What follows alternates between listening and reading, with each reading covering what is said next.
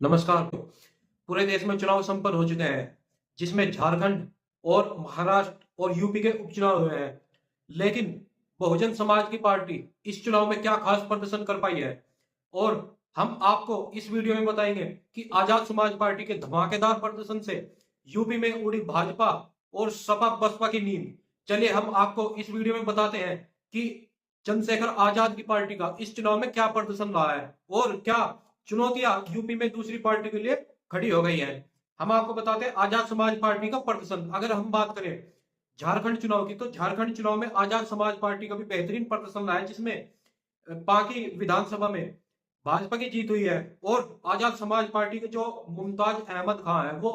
तीसरे नंबर पर रहकर 23,000 वोट जिनको मिले हैं। अगर हम दूसरे राज्य की बात करें महाराष्ट्र की, तो महाराष्ट्र में आजाद समाज पार्टी का धमाकेदार प्रदर्शन के साथ एंट्री जबरदस्त हुई है। तो इसमें जो सीट आती है वो आती है अमरावती,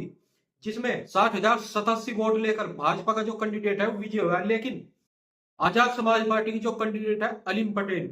वो जीतते जीतते रह गए, क्योंकि 24वें राउंड तक वे लगातार आगे चलते रहे, लेकिन 25वें राउंड तक जैसे 25वां राउंड आया वे पीछे हो गए और उनको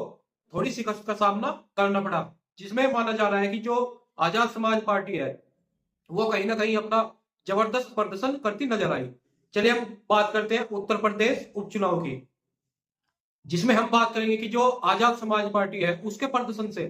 कैसे समाजवादी पार्टी और भाजपा की नींद उड़ गई, क्योंकि आने वाले 2027 के चुनाव में आजाद समाज पार्टी इनके लिए एक चुनौती बनकर सामने आने वाला है। और इस उपचुनाव में जो 9 सीटों पर उपचुनाव हुए, इसमें जो रेस रहा है, जिसमें 7 सीट भाजपा ने जीती है और 2 सीट अखिलेश यादव ने जीती है, जिसमें एक सीट उनकी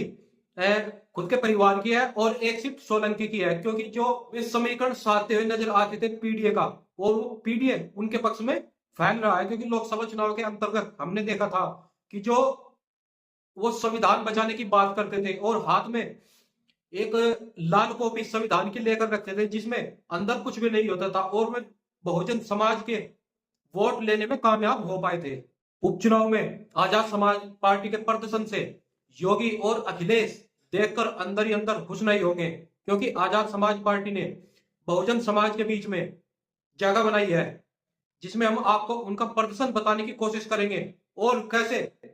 बहुजन समाज पार्टी पिछड़ती हुई नजर आई, ये भी हम आपको बताएंगे। अगर हम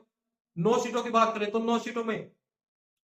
एक जो हॉट सीट मानी जा रही थी, जिसमें यह माना जा रहा था कि जो आजाद समाज पार्टी है वो कमाल का प्रदर्शन करेगी। लेकिन जैसा कि आपको पता है कि चुनाव के दिन सरकार द्वारा तानाशाही देखी गई और ज्यादा से ज्यादा वोट एक समुदाय के नहीं डाले गए, जिसका नुकसान आजाद समाज पार्टी को देखने को मिला। फिर भी आजाद समाज पार्टी ने प्रदर्शन को दोहराया है। अगर हम बात करें मीरापुर सीट की, तो यहाँ पर आरएलडी की मिथिलेश पाल की जीत हुई है, लेकिन जाहिद हुसैन को लगभग 23,000 वोट मिले हैं और जो बसपा है, बसपा यहाँ पर पिछड़ती हुई नजर आई। 5वें नंबर पर बसपा को 3248 वोट मिले हैं, जबकि अगर हम बात करें असदुद्दीन ओवैसी की, तो असदुद्दीन ओवैसी ने 19,000 वोट लेकर अखिलेश यादव की पार्टी का रास्ता काटने का काम किया है, जिसकी वजह से अखिलेश यादव को जीत नसीब नहीं हुई है। अगर हम दूसरी सीट की बात करें, कुंदर की सीट, जो कि मुस्लिम बाहुल्य सीट मानी जाती है, जिसमें 70% वोट मुस्लिम वोट है, लेकिन इस सीट पर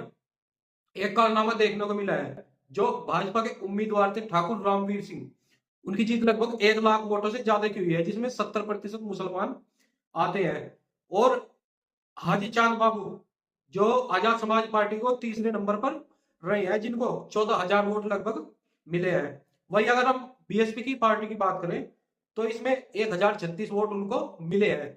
जो कि एक खराब प्रदर्शन माना जा रहा है। अगर हम बात करें आजाद समाज पार्टी और बीएसपी की, यूपी के अंदर बीएसपी अपना वर्चस्व खोती नजर आई और आजाद समाज पार्टी का जो प्रभाव है वो दिन प्रतिदिन बढ़ता जा रहा है। एक बात और माननी पड़ेगी बहुजन समाज की पार्टियों को, अगर भाजपा को हराना है तो साथ आना पड़ेगा, वरना अगर ऐसा नहीं होता है तो भाजपा लगातार 2027 में भी ऐसे जीत हासिल करेगी। दूसरी तरफ बसपा अपने प्रदर्शन से नाखुश होगी, क्योंकि उनको जैसे प्रदर्शन की उम्मीद थी ऐसा प्रदर्शन उनको देखने को नहीं मिला। उपचुनाव में उन्होंने कैंडिडेट तो उतारे थे, मगर वे प्रचार नहीं कर पाए और पूरब की साइड में ही वो प्रचार कर पाए। तो देखना दिलचस्प होगा कि 2027 की लड़ाई किस करवट बैठती है और 2027 में आजाद समाज पार्टी और बहुजन समाज पार्टी